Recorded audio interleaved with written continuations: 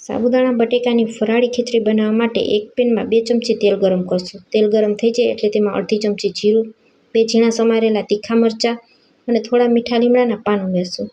બધી વસ્તુને તેલમાં સરસ સાંતળી લેશું. ત્યાર પછી તેમાં 2 ઝીણા સમારેલા કાચા બટેકા ઉમેરીશું અને ચમચાથી હલાવી મિક્સ કરી દેશું. હવે તેમાં સ્વાદ અનુસાર સિંધાલું મીઠું ઉમેરીશું અને 1 મિનિટ સુધી બટેકાને આ જ રીતે તેલમાં સંતળાવા દેશું. તો 1 મિનિટમાં બટેકા છે તે થોડા સોફ્ટ થઈ જશે. હવે તેમાં 1 ચમચી લીંબુનો પાવડર ઉમેરશું. આ લીંબુનો પાવડર તૈયાર કરતી સમયે મેં ફક્ત લીંબુનો રસ અને સાકરનો જ ઉપયોગ કરેલો છે. તમારા ઘરમાં લીંબુનો પાવડર ન હોય તો તમે તેની જગ્યાએ લીંબુના રસનો પણ ઉપયોગ કરી શકો અને 1 ચમચી ખાંડ ઉમેરવાની. ખાંડ તમને પસંદ ન હોય તો સ્કીપ પણ કરી શકો. 1/4 કપ જેટલું પાણી ઉમેરી ઢાંકણ ઢાંકી અને 5 મિનિટ તેને થવા દેશું.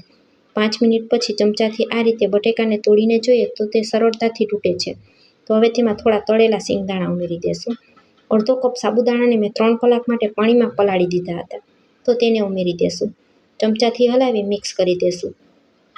અહીં મેં અડધો કપ સાબુદાણા પલાળવામાં અડધો કપ જ પાણી ઉમેરેલું હતું, જેથી કરી સાબુદાણાની ખીચડી એકદમ સરસ છૂટી બનીને તૈયાર થશે. જેટલા સાબુદાણા લેતા હોય એટલું જ પલાળતી સમયે પાણી ઉમેરવાનું. ચપટી એવું સાબુદાણાના માપનું મીઠું ઉમેરી દેશું. થોડા લીલા ધાણા અને 1 ચમચી ધાણા જીરું પાવડર ઉમેરી દેશું. ચમચાથી હલાવી મિક્સ કરશું. તમે ધાણા જીરું પાવડર ન ખાતા હોય તો સ્કીપ પણ કરી શકો. ત્યાર પછી અડધી ચમચી જેટલો મરીનો પાવડર ઉમેરશું, જે મારે વિડીયોમાં દેખાડવાનું રહી ગયું હતું. ગરમા ગરમ ખીચડીને સર્વ કરશું. વિડીયો પસંદ આવ્યો હોય તો વિડીયોને એક લાઇક આપી ચેનલને સબસ્ક્રાઈબ જરૂરથી કરજો. Thanks for watching.